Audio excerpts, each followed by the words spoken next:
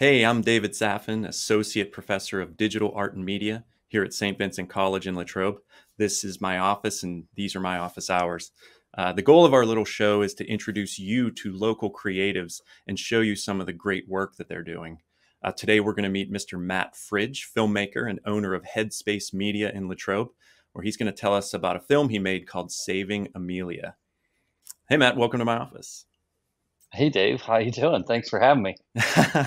So, Matt, for those in the audience who don't know you, can you just tell us a little bit about yourself and your background? Yeah, sure. Um, so I've always wanted to make films, probably from the age I was 8 years old. And I remember my grandfather had like a big VHS camcorder, and the first videos were of like everybody's butts because I was about that tall, you know.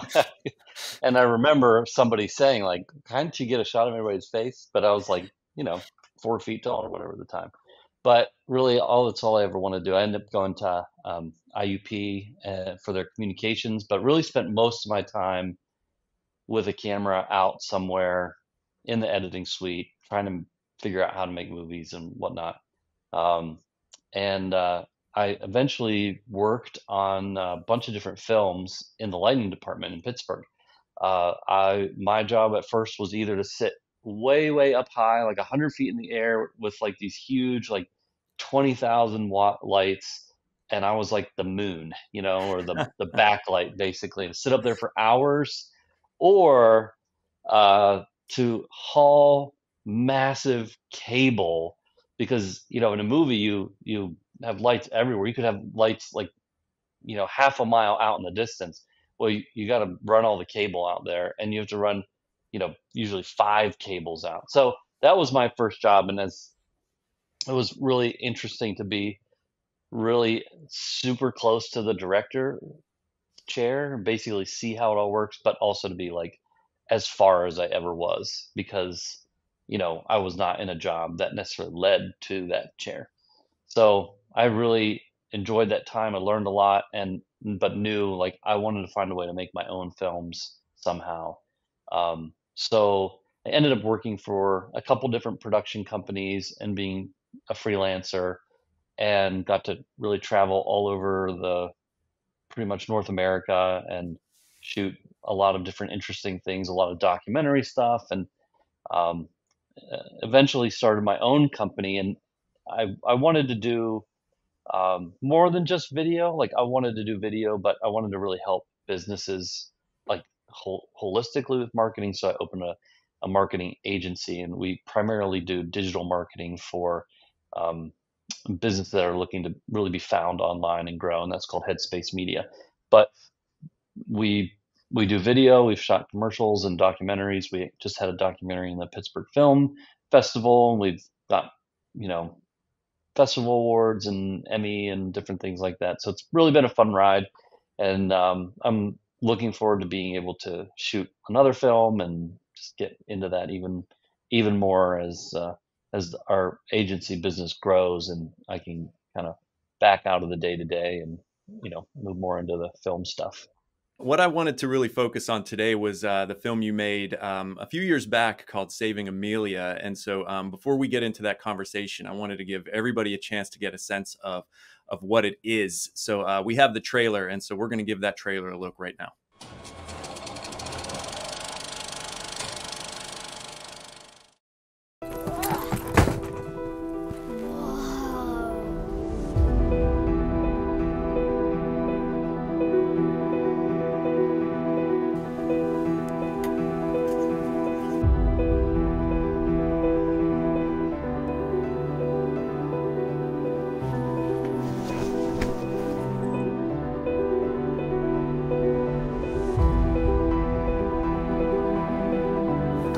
Let me try. No, go away. I found it. So what? Find something else. I care about you yourself. Well, I'm sick and tired of doing everything for you. It's all just a joke to you. You're right. I'm done playing your stupid game.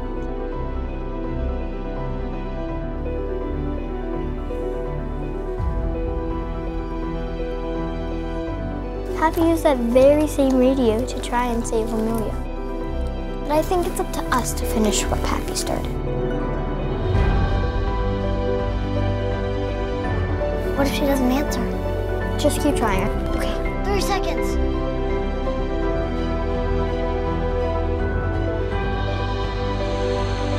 Turn up!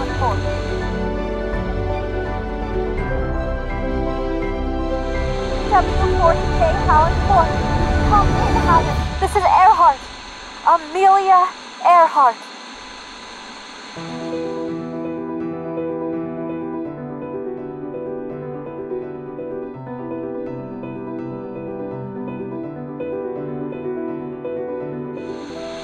Hello, Amelia, anyone there? All right, Matt. So we just saw the trailer. I don't know how many memories that brought back for you, but I wanted to get the backstory of that. I think there's a pretty fascinating story as to how and why you made that particular film. Yeah, it's really interesting. I had written the script probably 3 or 4 years earlier, and for some reason I just got on this bunny trail of like Amelia Earhart. I was like really interested, and I read all the different theories, and the one theory that really intrigued me the most was that she landed on like an island or an atoll or like a sandbar, and she was able to transmit for several hours, and that people like all around the world basically were intercepting these messages. And in particular, there was a girl, I believe in Florida. Her father had built like some crazy 60-foot radio tower in their backyard. And of course, this is in the 30s, so it was, so he could listen to, I don't know, the Yankees or something, like 1,000 miles away. But she wrote down things that she heard, and I think she was probably like 8 or 9 years old. So I was like, man, this is just so interesting. Like it seemed like what I wanted, to have happened. And so I thought, well, what would happen if it was like my daughter that experienced that? So I wrote the script, and I didn't really have any means of making it or whatnot. And then, of course, years later, COVID happens. We're locked down in our houses. We're not actually allowed to leave at all. And I had actually told this story to my girls. I'd read the script to them as they went to bed, like a couple of times before. And we were like, well, let's do something. They had like spring break, so they weren't in school. We were locked down in the house, and my wife was like, you got to do something, get them out of my hair, So we're like, that's it. Let's make this film. And the only stuff we had was what was in the house. So we made the film in my attic, in my house, around the house during lockdown. And a friend of mine who was a SAG actress agreed to turn her bedroom into a like mattress world and record all of the Amelia Earhart radio voice. And they actually, about a week after we filmed, like brought us a little fun care package and set it on the porch because we weren't allowed to like be around anybody at that time. So Yeah, it's weird times. But so that's how it all happened. And I thought, we'll make a fun family movie with the girls. I did not really even expect to finish it because I was like, we're going to start this and they're going to fizzle out. And we had one moment where I thought that would happen, but they stayed strong, and we finished the movie. And I was like, oh, well, this is kind of interesting. So what was it like working with your daughters? I mean, they were your talent in a way. So how was that sort of directing experience for you? Well, I certainly am not going to give any lessons from a case study of what to do as a director. There was a lot of like emotion mapping and mimicking and things like that, which you're not really supposed to do with actors, but at first at least. But then, like once they kind of got into it and understood the character, which were really based off of their personalities, and which is probably why it worked well. They were able to like get into that.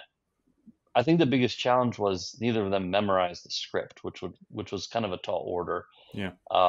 So a lot of it was feeding them lines. I'm holding a camera.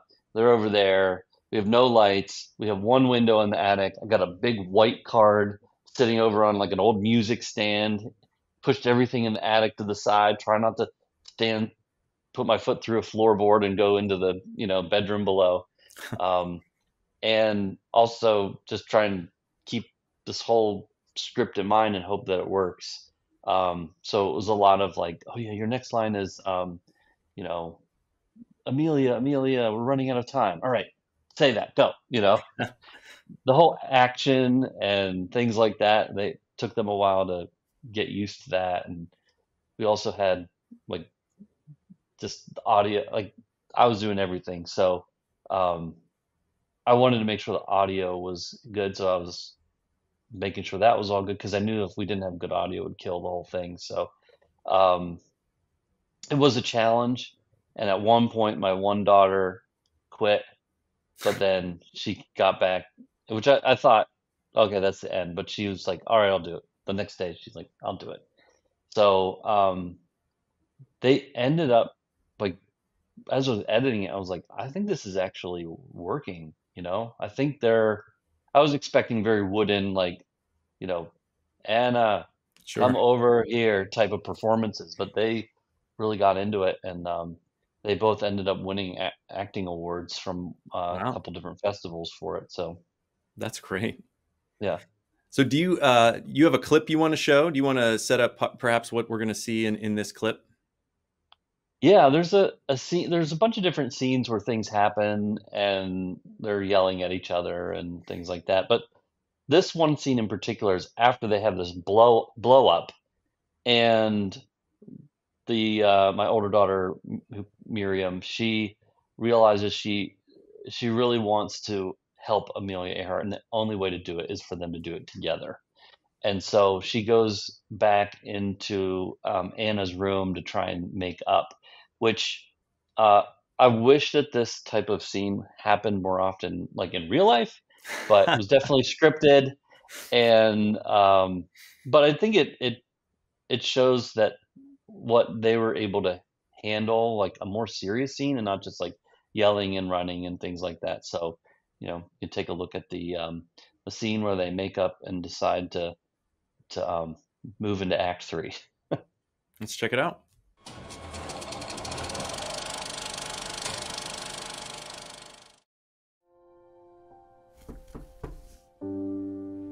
What?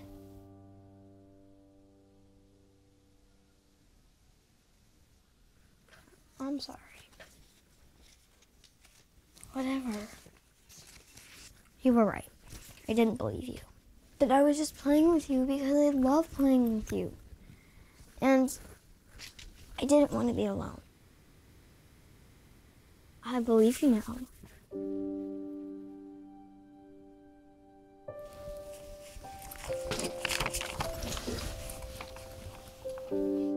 It's from Pappy to Great Grandma. Great Grandma. Pappy used that very same radio to try and save Amelia. That didn't turn out well, I don't know. But I think it's up to us to finish what Pappy started. You really think so? I really do. I don't want us to lose her, and I don't want to lose you either. You're my best friend.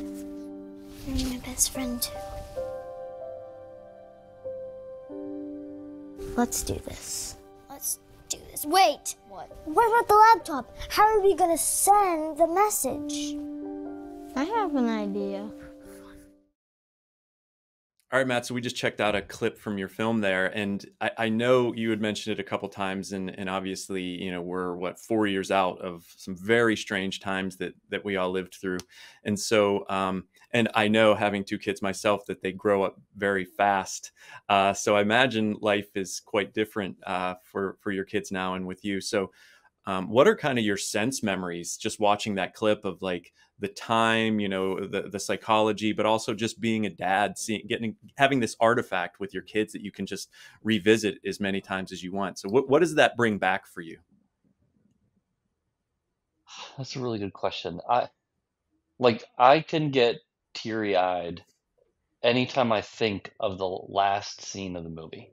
And I can't, it's the one area of the movie I can't sit next to an audience member and know if I relate to them or not, because I'm the dad Yeah. and these are my daughters. And it's the scene there where they are just saying, hey, let's go check out the satellite dish in the basement. And the music comes on and they run away and it kind of like fades up or tilts up and fades out.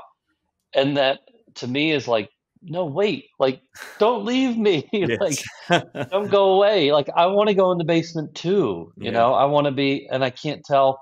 I don't know if people feel that way, but I feel that way. Oh yeah. Like, and now watching it 4 years later, you know, my older daughter has like braces and she's like 800 feet taller. And my, you know, other daughter is, she's got, you know, these cool glasses and she's, you know, it's like they're different people, which is funny because we had always talked about doing a sequel. And it's basically like 99% written. Uh, I'm nervous, like if anybody would buy it, if it looks so different, you Yeah.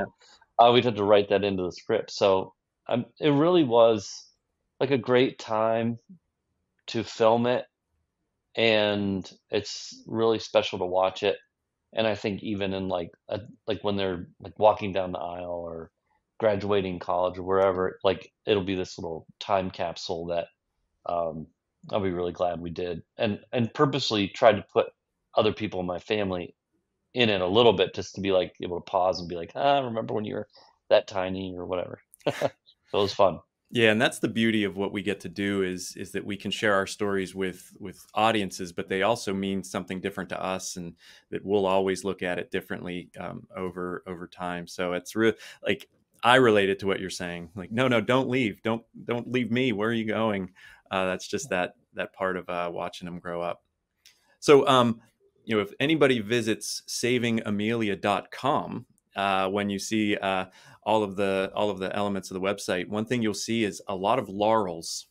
It looks like this film got a lot of play at a lot of film festivals and won a lot of awards, which is, you know, deserved, and congratulations for that. I mean, I kept scrolling through all of these laurels, so obviously it did really well. What was that like? Do you have any really like memorable stories from these experiences? How many did you go to? I mean, were some of them just online? I mean, like, what did those mean to you? It was a really interesting time because no one was doing in-person festivals. And I think there was a benefit to that because I had no quorum about entering as many as I could, knowing there would be no expectation for me to travel to these. But I really didn't have any plans to enter it into a festival as we were making it. So I was like, all right, well, we'll put it in one film festival because I'd done that before and kind of done the entry process and all that, and so I was somewhat familiar with it. So we picked one that seemed like a really good festival that would be for family films. It was the Canadian um, Faith and Family Film Festival, I believe it was. So we submitted it. We found out we got in, and then we found out that we were nominated for an award. So you can get in, and then you can be nominated, and then you can win. And so we were nominated, so we stayed up and we watched the live stream of like the reveal of the awards, and we knew we were nominated, so we knew we had a chance. And we didn't win. But it was really cool to like see their name and the clip and everything. We watched it on our TV and streamed it online to our TV. But not long after that, I got an email from a guy who was extremely experienced in making shorts and getting them into festivals, and he said, "Can we talk?" So we talked, and he said, you know, I've been in a lot of film festivals, and this current film that I have, it's won like everything, and I haven't been worried that it was going to win. But when I saw your film, my wife leaned over to me and said, "You should probably be worried you're not going to win." Wow. Now he ended up winning, and he's phenomenal. But he said that made me want to reach out to you and tell you, if you don't do something with this film, you're crazy. So I was like, okay, I wasn't really planning on it. So I like made a website. I finally made a trailer, and we submitted it to a bunch of festivals. I just kind of went through and looked at festivals that had categories for family or children or things like that, and submitted it to like, I don't know, we submitted it to probably like 50 film festivals and got accepted to like half of them, Wow. or probably over half of them. And then, and then probably half of the ones we were accepted to it was either a finalist or a winner. We won like a directing, acting, cinematography, best family film, like all these different awards at all these festivals. Um, and that was a really cool thing to see. People really really enjoyed it, and and it was encouraging, and so we kind of submitted to more. And um, the one of the most interesting festivals that we entered was the Japanese Children's Film Festival, and they asked us if we would. So we won an award there, and they asked us if we would live stream or Zoom into the time where they were showing the film. So it was just after the time change, so it made it to be like 2 o'clock in the morning or something like that. And so me and my two daughters stayed up till 2 o'clock in the morning. We jumped on Zoom, and they introduced us in Japanese, which it's such a different language to ours. It sounded so different. They then played the movie to this huge auditorium of children, but they had three or four people down in front with microphones and scripts, like live dubbing the Wow. film in Japanese. So, like they would laugh in that sort of like very high pitched Yeah. Japanese cartoon style, and they had that style. And so my daughters are like, wait, they're trying to be me, and that's what it sounds like in Japanese. So it was this very unique experience, and I was really glad that they were able to experience this other culture and how that other culture saw them and saw this film, and how universal that it was. It was a really special experience. That is wow. I didn't even know where that story was going. So that's fascinating. As we near the end of our time, I wanted to ask you a couple questions about just films that you engage, on your own, and this is kind of how I want to end the show. So I want to ask you 4 questions about films, and it doesn't have to be rapid fire. If you want to take some time to think about it, that's fine. But the first one is, what movie makes you laugh? Um, so a movie that makes me laugh for, you know, maybe good or bad reasons is a movie called This Is 40. Oh yeah. Um, I'm at the beginning of that stage in my life, and Judd Apatow, who I think is a comedic genius. Yep. Like he just created this movie, and it's just vignettes almost. Like there's a storyline, but it's just so low plot, and it's just experiences. And I love Paul Rudd; he's one of my favorite actors, and they just experience what it's like to be 40. And so I laugh at them. I laugh at the fact that it's so true, and I'm still learning even more that it's true. And I heard he might be making one called This Is 50, and I'm like, yes, please do, because I've still a few years before that, but I'm like, Sure. Judd, I need your help navigating these decades. And Judd works with his daughters too. I was thinking about that when you mentioned that film. So he might be reaching out to you for some advice when he's working on his Yeah. next film. All right. So next up, what movie makes you cry? So I'm going to throw you a curveball. It's not a movie. It's a limited series. It's Band of Brothers, Oh but yeah, it might sure. as well be a Yep. movie. It's just I believe that it's even more immersive than Saving Private Ryan in terms agreed. of war films. You just live with these characters over periods of time, and then they experience the ups, the downs, the loss, the joy, everything. And so it really is just a phenomenal piece of cinematic masterpiece, in my opinion. That and the interviews, obviously, with the real people that were involved. It's just it it's heart wrenching to know that these men experienced this, lived and died, and served our country, and we should always honor that. And we should have to watch this movie every year, in my opinion. I agree. It's funny that Tom Hanks, for all of the great performances he's given, has also done a great deal to make these types of films, almost like you said with Saving Amelia, that people will watch them and then go grab a book or go to a website and learn more about Easy Company or learn more about the Apollo missions or John Adams, all these sort of historical documents he's making. So I don't think you're going to get any arguments about Band of Brothers.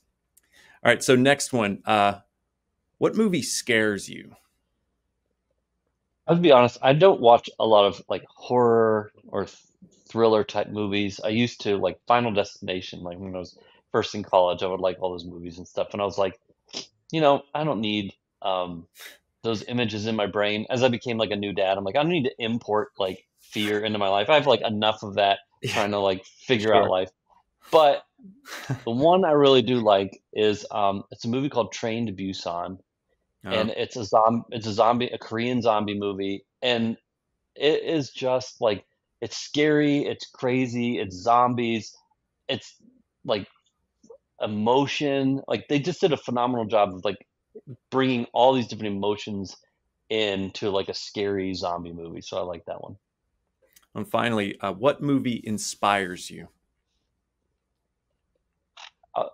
I'll say this in a way you might not understand it, but when I watched The Dark Knight, I just wanted to quit. I wanted to quit making movies or trying, because I was like, Christopher Nolan did it.